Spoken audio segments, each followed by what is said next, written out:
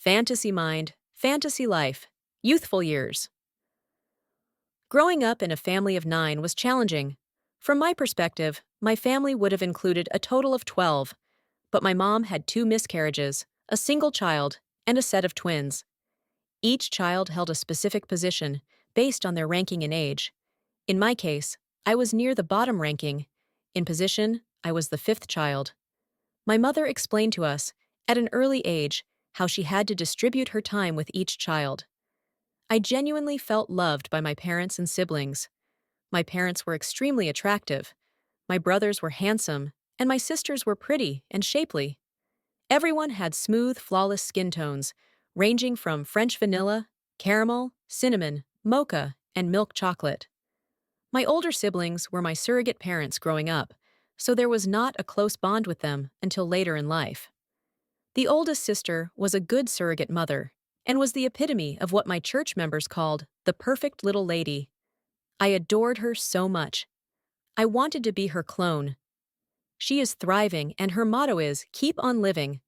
My oldest brother was in ROTC and practiced his military training drills on us, and we were all girls. He was a tough disciplinarian who had us marching to the beat of his drill sergeant skills. The next pair of siblings, an older brother and sister, were the free spirits of the family. They knew exactly what they wanted early in life, and nobody would stop them from having their freedom. My second oldest brother, the protector, is a dependable man of his word, making good on his promises. My second sister is a free-spirited, feminine, fashion-savvy sister, beautiful inside and out. She had cool clothes, so I would sneak in and wear them. I was a size larger and would often stretch her clothes. The 2 younger sisters are as different as night is from day.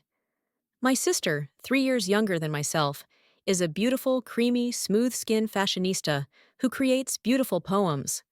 The youngest has a beautiful milk chocolate complexion, was a former basketball athlete, and a lover of sports. She is full of life, with a joyful smile, and is currently a business professional. All my siblings have retired, excluding the youngest, and are blessed by the grace of God. So, what about me as a child? I was a sandy, curly-headed, inquisitive little child, at the age of 5 years old, trying to help with house chores. I started a fire by trying to burn trash in a plastic trash container in our kitchen.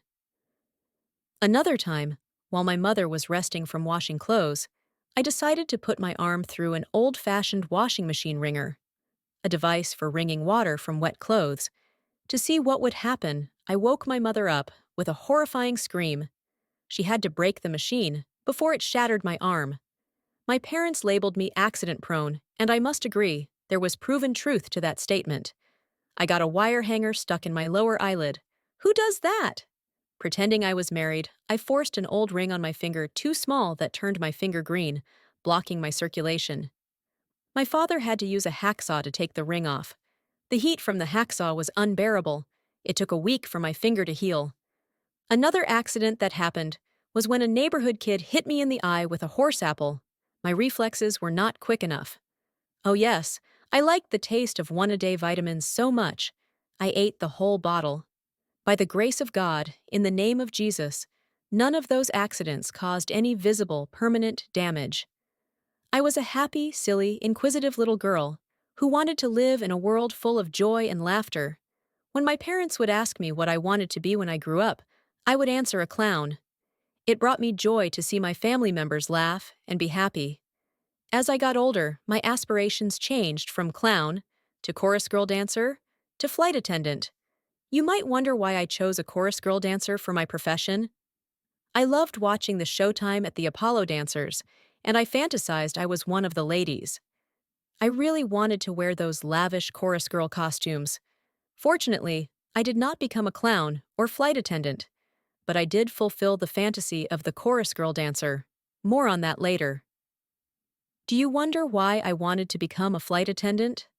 I chose a flight attendant career because I wanted my mother to have access to travel around the world and contribute to her happiness. One problem I experienced in the 60s and early 70s was the strict height and weight criteria to secure a flight attendant career. The weight was not a problem, but I was also 2 inches too short. I had no idea of the professional fields I would experience in years to come, and none of them were my childhood fantasy professions.